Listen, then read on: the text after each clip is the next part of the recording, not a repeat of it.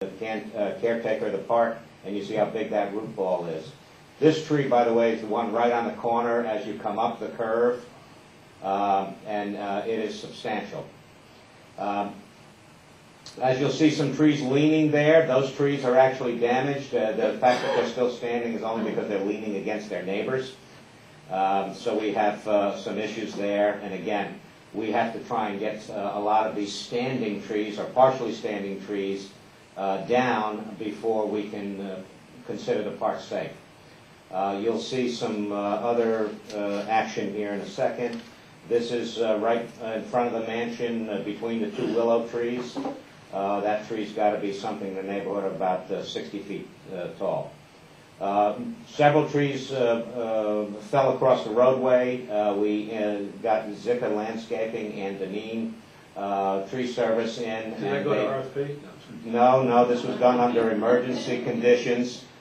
Here you'll see a whole grove of trees. There were 5 trees here that all fell at once in the same area right in front of the mansion.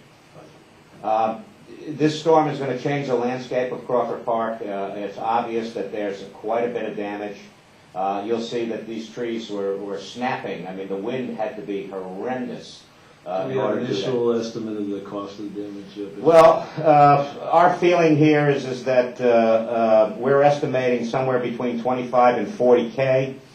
And that's just what we would consider the work involved to be able to get all the trees out of the park, cut down the trees that need to be cut down, and restore the landscape. When we were there on Sunday, there were a number of trees sort of like this that were still looked like they'd be a worry. Have we gotten all those? Well, the only count that we have right now is we think there's somewhere between 6 and 9 of those trees. Still there? Yeah, that are still standing and just leaning. Here's some pictures where we think trees are leaning. We're not quite sure, and we need somebody to come in to really take a good look at it. Reopen the park? We're hoping to reopen the park very soon. I just want to make sure that all the dangerous trees are down. You'll see something here in a minute. Okay. This is alongside of Talcott Woods, for example. Here's the roadway down past the baseball field and soccer field. And you'll see an interesting picture, the next one here, right after this. I think you'll see the mansion in the background. You'll see that this is looking from Lincoln Avenue to the mansion, and you'll see that's there. This is along the walking path right next to Rye Hills Park. You'll see that tree pulled up and ripped up a substantial amount of the walking path. There it is, hanging in its full glory. So the damage was throughout the park. There were very few areas that did not suffer, except the downside. These are not. These are something else. Well, these are a different issue, which I do want to bring to the board's attention. But the problem here is that $25,000 to $40,000 estimate. Frankly, that does not take into account any kind of reforestation work. All that is basically get the trees out of there, fill up the holes, plant some grass. But the reality here is that we probably will have to start planting some trees. In addition, just briefly, Rye-Town Park fared much better, with one exception. Bishop, Yeah. keeping with Crawford Park, was there any damage to any of the buildings at all? There was just slight damage to our garage area, not really a building, but the garage area. There was no damage to the mansion at all. There was no damage to the caretaker's cottage. So we were lucky in that sense. And did the loss of heat cause any issues? No, not really, because the temperature really wasn't in the freezing zone. Okay. We did get flooding in the basement because of the lack of power. The sump pumps weren't working. So one of our staff brought in a generator, and we started to get the pump working just to be able to keep the water out of the basement. That other, the Rye-Town Park, if I could, just quickly, we had a program where we removed a lot of dead trees. We took out 21 dead trees in Rye-Town Park last year. Rye-Town Park lost 2 branches, 2 fairly large branches, but 2 branches. is about the only damage. We didn't lose a single tree there, which is great, and I think that's a testimony to the program that was incorporated last year at Wrighttown Park. The real damage at Wrighttown Park was the beach. The sand, we don't know how much sand we lost. A lot of sand was displaced.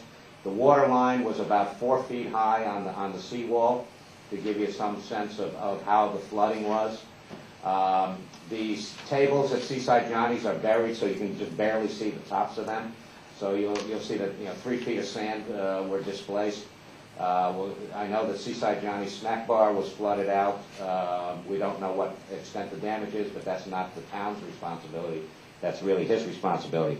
So the real problem at Wrighttown Park is going to be there may be a significant amount of beach, I would say, replenishment that we may have to examine. We really won't know until we get the regrading equipment in there and we start to regrade the beach. That will tell us how much sand we lost.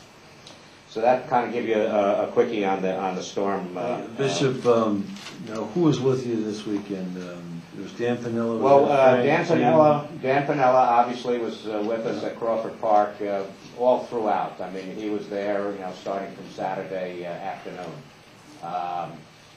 Frank DeLeo was on the phone. Frank DeLeo also showed up on Sunday. He was with us on our tour, came down to Wrighttown Park with us and so forth.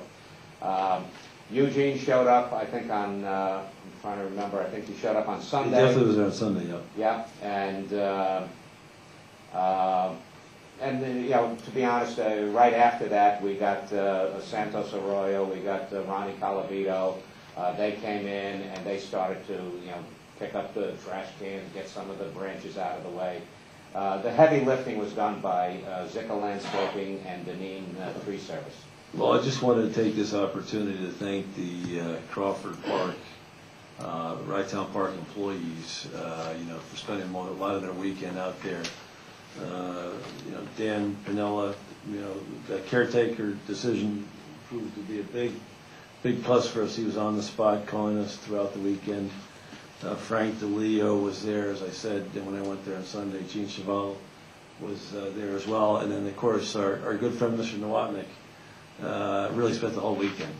I got calls from him throughout the day on Saturday and all day Sunday. So, Mr. Nowotnik, I want to thank you again for all your hard work, because you spent the whole weekend in a very difficult situation. You can see from the pictures, 26 trees down. It looks like it was a cyclone, hurricane. And it was important to have somebody there and really close down the park and provide for the safety. So, Mr. Nowotnik, thanks for all your hard work, and thank you, Gene Cheval, Frank DeLeo, and Dan Piniella. If I could draw your attention to this for a moment, we're going to talk about this in a minute. This is a 25-foot strip of property that we own on Madison Avenue. The tree fell. If the tree would belong to the people on the left side of the property, it now lays on our property substantially. The garage in this picture belongs to the people on the right side of our property. We, as the town, still have the responsibility for that portion of the tree that is now on our 25-foot strip of land that we own, where we have no building on it, we have no trees on it, we have nothing there but grass, and we're going to get hit with roughly about $1,000 tree removal cost. Perfect. Okay. Thank you, Mr. Nowotnik. Okay. Comments from the public, please.